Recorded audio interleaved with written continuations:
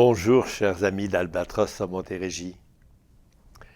Nous avons l'habitude, dans ces petites sessions vidéo, de réfléchir ensemble sur les gestes que nous posons avec les gens que nous accompagnons. Mais aujourd'hui, ce sera un peu différent. Je voudrais réfléchir avec vous, je dis je, mais j'ai une invitée que je vais vous présenter, réfléchir un peu à l'expérience même de devenir un bénévole dans un contexte de fin de vie. Cette réflexion va peut-être aider certains d'entre nous dans une démarche qu'ils pourraient souhaiter faire pour devenir à leur tour des bénévoles Albatros à Montérégie, et pourquoi pas. Et pour discuter ça, je vais vous présenter Sylvie qui est avec moi. Bonjour Sylvie. Bonjour Dr Vinet. Sylvie, vous êtes devenue bénévole il y a combien de temps avec Albatros à Montérégie? Depuis plus d'1 an maintenant. Donc vous êtes un peu une nouvelle bénévole. Oui, mais j'adore ça. Je voudrais que nous parlions un peu de votre expérience. Oui. Ce que je voudrais au fond, c'est de présenter à ce public qui est quelquefois un public qui n'est pas un public de bénévoles, qu'est-ce que ça veut dire devenir bénévole? Et je vais commencer par une question délicate. Allez-y. Comment avez-vous ressenti l'appel à devenir bénévole? J'ai toujours travaillé dans le réseau de la santé, mais en soutien administratif. Jamais auprès des malades. Puis, bon, le temps filant, mes parents sont devenus malades, je les ai accompagnés. Et un jour, une amie me dit que sa sœur est très malade. Je la visite et puis elle se retrouve aux soins palliatifs de la Cité de la Santé. J'avais jamais vu ça, moi, une unité de soins palliatifs. J'ai trouvé ça extraordinaire. J'avais accompagné mes parents, mais qui n'avaient pas pu entrer dans ces soins-là parce que manque de place et tout ça. Et son fils venait dès le matin, ses amis venaient l'après-midi, en soirée, on avait des belles discussions. Et un jour, elle nous dit, le plus angoissant, c'est la nuit. Alors, je lui dis, bien, moi, je suis insomniaque, pourquoi pas? Je dis, moi, je vais passer du temps avec toi la nuit. J'ai beaucoup aimé l'expérience. La conversation la nuit, elle n'est pas la même. C'est vraiment une conversation qui est... c'est de l'ordre de l'intime, de vraiment... c'est les grandes questions. C'est vraiment intéressant, et puis je l'ai accompagnée jusqu'à la fin. Et par la suite, j'ai rencontré Chantal Boivin, puis qui faisait... J'ai dit, là, absolument, il faut absolument que je fasse ça. Je faisais déjà du bénévolat dans une autre auprès des enfants, en lecture et tout ça. Et puis en journalisme. J'adorais ça, mais ça ne me satisfaisait pas. La formation offerte par Albatros m'a amenée à penser que, oui, je serais à ma place. Donc, tu as fait ta formation oui, avec Albatros à Montérégie. Avec Albatros Montérégie, 36 heures, oui. Oh, on avait ça à tous les 2 samedis. 3 heures le matin, 3 heures l'après-midi, avec des thèmes différents. On a passé vraiment, on a fait le tour. Les besoins physiques, psychologiques, même juridiques, on va jusque-là. Les soins aux malades. Mais ce qu'on a bien compris, par exemple, c'est que nous, on accompagne. C'est différent. On a vraiment une mission différente des soignants et tout ça, mais on a notre place. Si tu regardes derrière toi ta formation, tu dirais que ça a été quelque chose d'utile? Absolument, absolument. Est-ce que tu dirais que c'était quelque chose d'essentiel? Ah ben oui, c'est essentiel parce que même notre expérience de vie, j'ai accompagné mes parents et tout ça, on ne comprend pas tout, on ne comprend pas tous les aspects, puis on est beaucoup trop près de la personne malade. C'est notre papa, c'est notre maman. Mais là, on va avoir affaire à des gens qu'on ne connaît pas. On a besoin d'avoir ces outils-là pour se sentir solide, pour pouvoir les approcher. Est-ce qu'il y avait d'autres gens avec toi? Oui, on était 12 pendant nous, c'était la 4e cohorte. On était 12.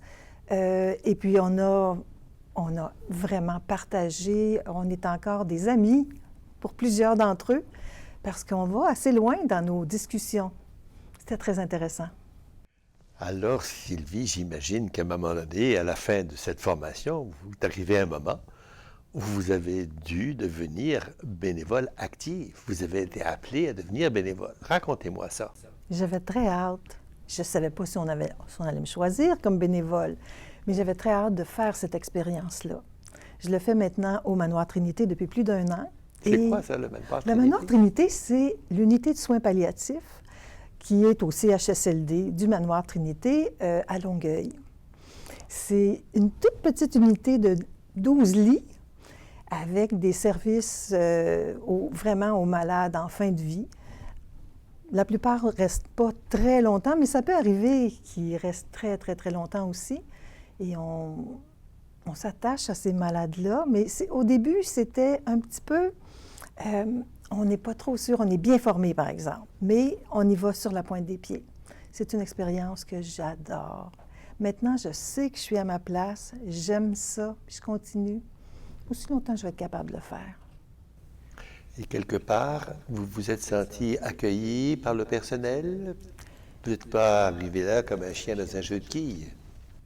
Au départ, c'était pas tellement... je voyais pas tellement le personnel, mais comme je suis pas très gênée, quand j'avais une question, j'arrêtais au poste puis je le demandais. Alors, le personnel s'est habitué à me voir à tous les lundis, puis ils ont fini par m'accueillir vraiment très chaleureusement et de commencer à me dire, bien, essaye d'aller voir tel malade ou tel malade, je pense que tu pourrais l'aider à supporter ça. Et puis bon, ils ont besoin de parler et tout ça. Et puis, c'est depuis ce temps-là que j'y vais tous les lundis. Et puis, après ça, on m'a demandé de m'occuper de la petite équipe. Ça aussi, c'est quelque chose que j'aime faire. Puis, je relaye l'information. On est 6 bénévoles maintenant. Au fond, de certaine façon, tu fais l'expérience que tu fais partie de l'équipe de soins, mais pas du soin du côté médical, de soin du côté de l'accueil personnel, humain, personnel et familial. Tout à fait. Tu peux parler aux familles aussi? Je parle aux familles aussi. Je me glisse là-dedans, moi, tout doucement, auprès du malade, auprès de sa famille. Et puis, il faut aussi... parfois, les gens ne veulent pas parler aux bénévoles. Ils ont tout à fait le droit. On s'adapte toujours à la personne qu'on va voir, à sa famille. Parfois, la personne est bien elle se trouve bien, elle trouve que tout se déroule bien, elle est prête pour ce qui s'en vient.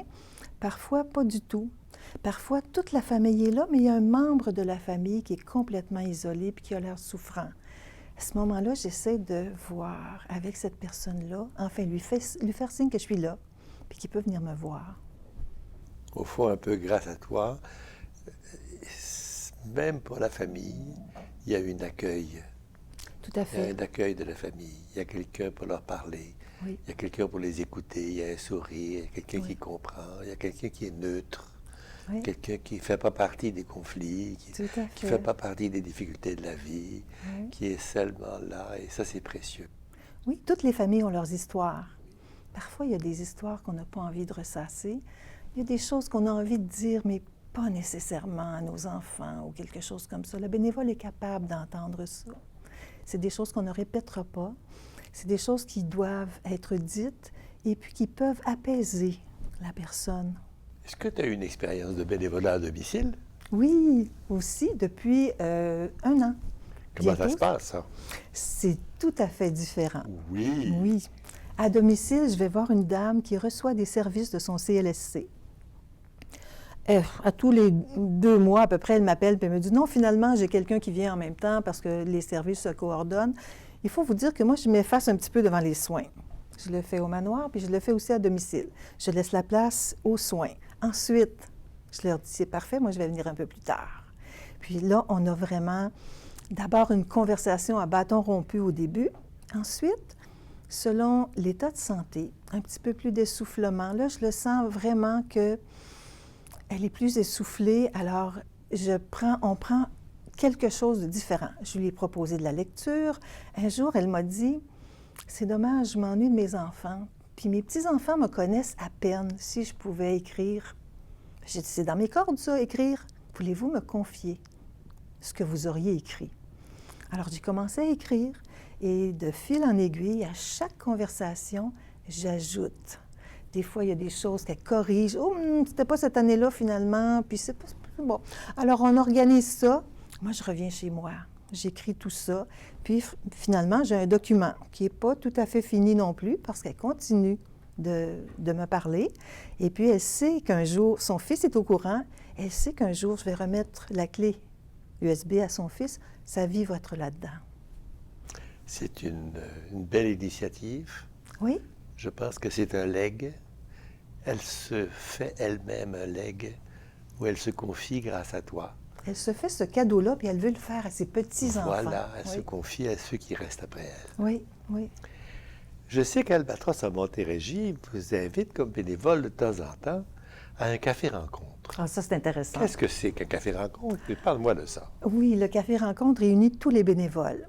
D'abord, on ne se voit pas, nous, parce qu'on va chacun notre journée. Alors, on se connaît, on se voit presque pas.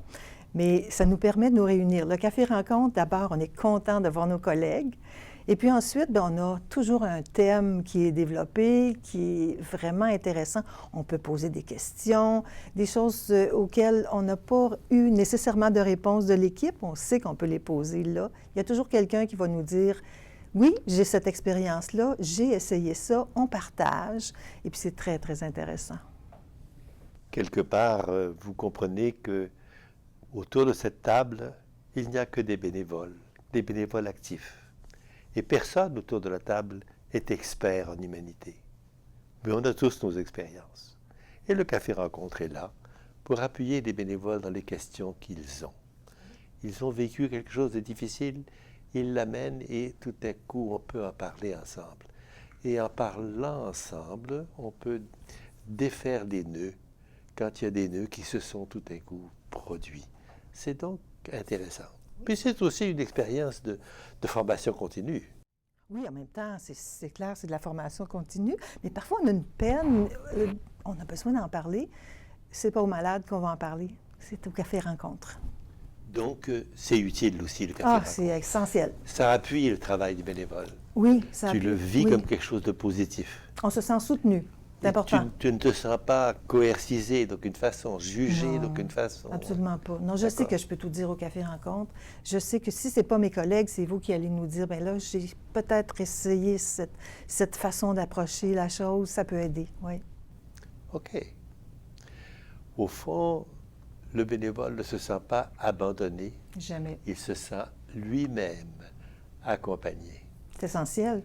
Et c'est essentiel. Et si ça n'était pas là, peut-être qu'il y aurait de la souffrance ici et là, et le bénévole arrêterait d'être bénévole parce qu'il ne se sentirait pas soutenu. Un bénévole heureux, c'est un bénévole qui est plus efficace dans son accompagnement. Moi, je suis heureuse dans ce que je fais. J'ai trouvé ma voie pour ma retraite. Je suis bien là-dedans. Mais je sais, par exemple, que si j'ai quelque chose, si j'ai une question, un malaise, je peux en parler puis je vais être soutenue. D'accord. C'est assez délicat comme question, mais qu'est-ce que tu dirais que ça t'apporte d'être bénévole?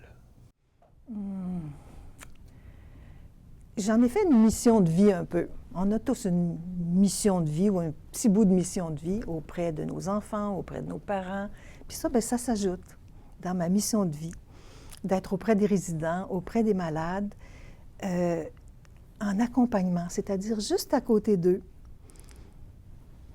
Pas dans les soins ou rien de ça, mais on est avec eux de cœur à cœur, d'humain à humain.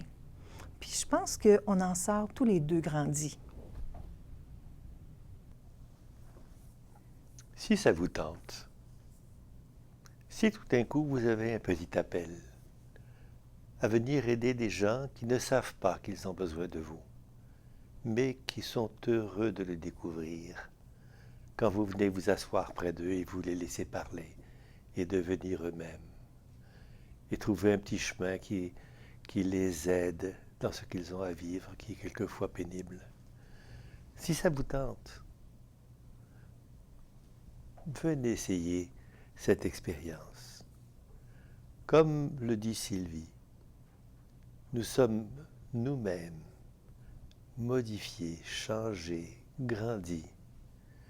Pas parce que nous sommes plus actifs, mais parce que nous partageons quelque chose que nous avons en commun, une humanité fertile. Merci.